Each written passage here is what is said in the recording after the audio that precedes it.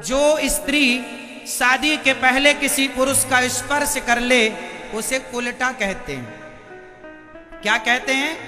कुलटा। और सामान्य भाषा में कहूं तो वैश्या। कुलटा हैं वो लोग जो शादी के पहले पर पुरुष से चिपकती हैं, जो पुरुषों से टच में रहती हैं, चाहे मेरा बॉयफ्रेंड है, मेरा ये फ्रेंड है, फलाना है, होने वाला तुम्हारा पति। आजकल तो शादी के पहले फोटो खिंचाने का बड़ा शौक है। होने वाले पति से पहले ही तुम गले मिल लेती हो, फोटो खिंचा लेती हो। शादी की अभी तुम्हारी शादी नहीं हुई, कैसे मान लिया जाएगा कि वो तुम्हारा पति है? तो उस मर्द से तुम चिपक रही हो, क्या ये शास्त्रोक्त सही है? ये लक्षण किसी वैश्या के हो सकते हैं, एक पतिव्रता नारी के ये लक्षण नहीं है। वो तो शादी के विवाह जिस पुरुष को देखती है मरते दम तक उसे भगवान मानकर पूजती है। ये कल्चर है हमारा। ये जो फैशन के नाम पर, फोटो सेशन के नाम पर आप लोग जो उल्टी सीधी फोटो खिंचवा कर और फिर शादी में कटआउट बाहर लगवा देते हैं, ये केवल अमर्यादित अव्यवस्था है समाज की। माँ बाप भी मूर्ख हैं, बेटियां मूर्ख नहीं है। बेटियों का क्या कसूर है? माँ बाप ही जा फोटो खिंचवा, चिपक के खिंचवाना। समाज में जेठ है, ससुर है, सारी दुनिया देखती है, तुम्हें लाज नहीं आती? जरा जरा से कपड़े पहन के तुम फोटो खिंचवा लेती हो। कितनी अव्यवस्था फैला दी फैशन के नाम पर साहब, कितनी अव्यवस्था फैला दी। आपको अच्छा लगे तो लगे, हम रोकने तो आएंगे नहीं आपको, पर जो उचित है वो तो कहना ही पड़ेगा। एक पतिव्रता नारी वो है, अच्छा बताओ, जिससे आपका विवाह होना है, आप कहती हो ये तो मेरा होने वाला पति है ना, पति तो नहीं हुआ ना। क्यों जी? होने वाला ही तो है, हुआ तो नहीं है। कई बार तो आई करीब बारातें लौट जाती हैं। फिर किस दावे से कहती हो चलो आपका विवाह हो जाए? अच्छा है, लेकिन फिर भी एक मर्यादा, शास्त्र इसकी अनुमति नहीं देता। मेरे राम ने सीता माँ को पहले ही पसंद कर लिया था, सीता माँ ने राम को पहले ही पसंद कर लिया था, लेकिन ये नहीं कि पसंद कर लिया तो अब चलो फोटो खिंचवा लें। पुष्प वाटिका में राम जी सीता को मिले, केवल देखा था। पुष्प वाटिका में राम ने सीता को देखा है, सीता माँ ने देखा है, और सीता माँ ने माँ से वरदान मांगा, मन जाहिरा च्यों मिलहि सोवर, सहज सुंदर सावरो। ये मुझे पति के रूप में मिले, ऐसा वरदान मांगा। ये नहीं कि संग में घूमने लग जाए, डिस्को करने लग जाए। ये अमर्यादा है। इसलिए पतिव्रता नारी वही है जो अपने पति के सिवा कभी पर पुरुष का स्पर्श ना करे। शादी के पहले तुम्हारा होने वाला पति भी पर पुरुष ही है, हाँ या ना? शादी के पहले तुम्हारा होने वाला पति भी पर पुरुष है या नहीं? हाँ या ना? जब है तो शास्त्र कहते हैं जो स्त्री स्वप्न में पर पुरुष का स्पर्श ना करे उसे पतिव्रता मानो। अब बताओ कहां पतिव्रता मिलेंगी आपको? इसलिए आप अपनी बेटियों को थोड़ा फोटो बाद में खिंचा लेना बेटा, शादी के बाद भी फोटो खिंच सकती है, और मर्यादित खिंचवाओ। अमर्यादित की क्या जरूरत है? क्यों? आजकल तो इतना गलत प्रचलन हो गया है, शादी में लड़की नाचती हुई आती है, लो नाचती हुई, जहां मतलब परंपराएं सारी नष्ट हो रही। शादी करने गई हो, तुम्हारा जेठ है, ससुर है, वहां सारा परिवार खड़ा है, एक मर्यादा है कि नहीं? अरे नाचना भी किसके संग चाहिए? शास्त्र कहते हैं किसके संग नाचो, किसके संग ना नाचो। अब सबके सामने नाचने लग जाओगी, अभी शादी हुई नहीं, पहले ही से नाचना कूदना। अरे थोड़ा मर्यादा, थोड़ा कंट्रोल कर लो, सारी जिंदगी नाचना ही है। अच्छा नहीं लगता? एक बार मैं किसी की शादी में गया, बाजे बाजे बजते आए, मुझे लगा कोई साधु संत आ रहे हैं, पलट कर देखा तो घोड़ी नाचती हुई आ रही थी।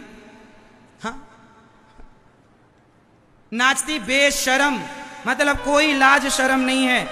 सनातन धर्म को बर्बाद कर दिया है आज के फैशन ने। फैशन के नाम पे जो आजादी है ना, ये ले डूबेगी एक दिन सनातन संस्कृति को। हर चीज की एक मर्यादा होती है। आपको क्या लगता है, शादी में लड़की का नाचना हुआ, नाचते हुए आना अच्छा है या गलत है? यदि आपको अच्छा लगे तो हमें क्या आपत्ति होगी? हम कौन होते हैं बोलने वाले? सही है या गलत? आपकी माँ, उसकी भी तो शादी हुई होगी ना। आपकी माँ से पूछना वो नाचते हुई आई थी कि नहीं। आपकी दादी नानी से पूछना, मतलब तुम ही एक एडवांस हो। तुम्हारी दादी नानी ने सारा जीवन काट दिया, तुम्हारे दादाजी तुम्हारे नाना के संग। तुमसे अच्छा गृहस्थ जीवन जी रही हैं वो लोग, बिना नाचे हुए। निभ गई उनकी जिंदगी। और आज के शादी नाच नाच के करने पर भी साल 2 साल में तलाक हो जाता है। अति ना करो, अंत हो जाएगा। मर्यादा में रहो। जो मर्यादा है उसका मर्यादा होती है। मर्यादा का उल्लंघन किया था माता सीता ने।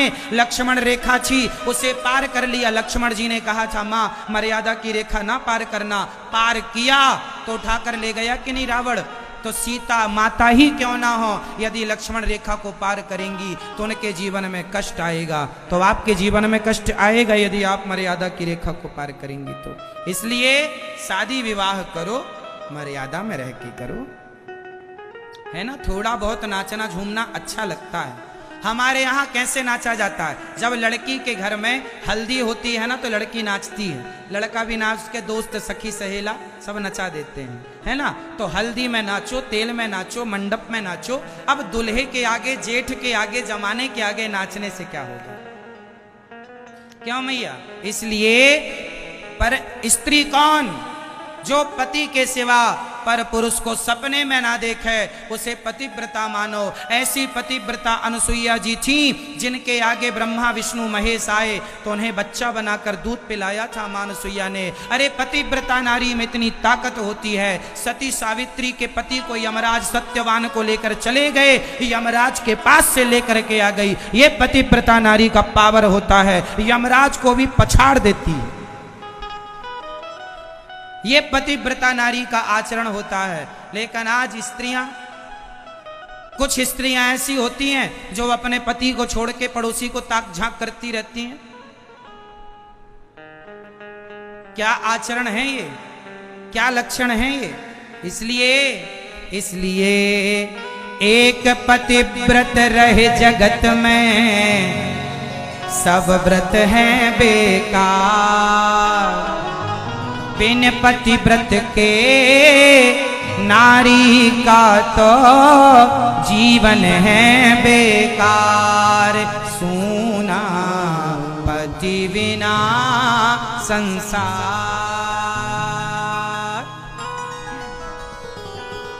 पति ही ब्रह्मा। अब ध्यान देंगी पति कौन है? पति ही ब्रह्मा, पति ही विष्णु, पति नरवदाधार। जिस नारी ने पति को पाया, उसकी नैया पार। सूना पति बिना संसार। जिस नारी ने पति से कंधा पाया है, धन्य है वो नारी। जो नारी पतिव्रता होती है, इसका अर्थ ये नहीं कि जो नारियां विधवा हो जाएं उनका कोई दोष है ना। विधवा नारी भी पतिव्रता होती है। माता कौशल्या इसका उदाहरण है। दशरथ जी जब मर गए तब दशरथ जी की पत्नी माता कौशल्या विधवा हो गई, राम जी की माँ। तो माता कौशल्या विधवा थी तो वो बड़ी पतिव्रता थी।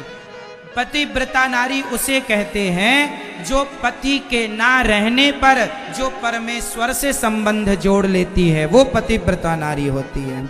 जो पति रहे तो पति के संग रहे, और पति नहीं तो पति के बाद परमेश्वर। इसलिए भगवान ने हमें 2 पति दे रखे।